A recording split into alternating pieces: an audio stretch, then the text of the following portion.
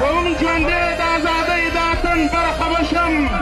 سواد کې چې کم مخلوق اوسېږي او که نن دلته کې په دې مټه کې مرغانو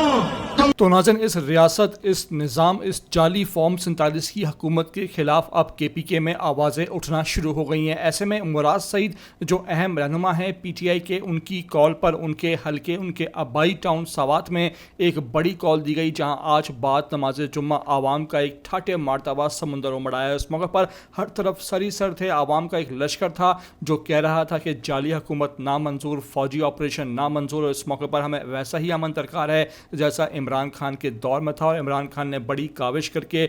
خاص طور پر افغانستان میں امن قائم کیا، پاکستان کے قبائلی علاقوں میں امن قائم کیا، لیکن اس حکومت نے وہ تمام چیزیں سبوتاژ کر دی ہیں۔ سورج شروع ہو چکی ہے، قبائلی علاقوں میں حالات خراب ہیں، اور اس موقع پر اب عوام یکجا ہو کر پیغام دے رہی ہے کہ یہاں پر کسی بھی قسم کا یک طرفہ فوجی آپریشن کسی صورت جو ہے وہ قبول نہیں کیا جائے گا، اس کے خلاف مزاحمت کی جائے گی۔ اور آج کا یہ احتجاج اس کا ثبوت ہے کہ عوام جو ہے وہ اس حکومت سے، اس نظام سے اکتا گئے ہیں، اور وہ کہہ رہے ہیں کہ اب ہمیں تبدیلی چاہیے، اب ہمیں عمران خان چاہیے۔ دیکھیے کس طرح عوام جو ہے وہ سوات میں نکلی ہے، اور جب بھی سوات میں مراد سعید کی کال پر عوام نکلتی ہے تو عوام کا ایک لشکر ہوتا ہے، ہر فرقے سے، ہر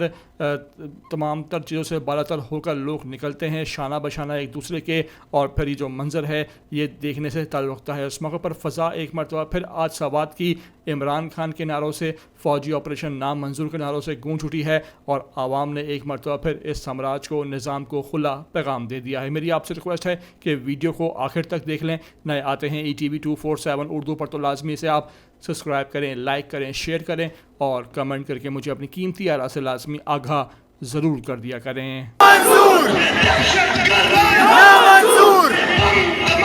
نامنظور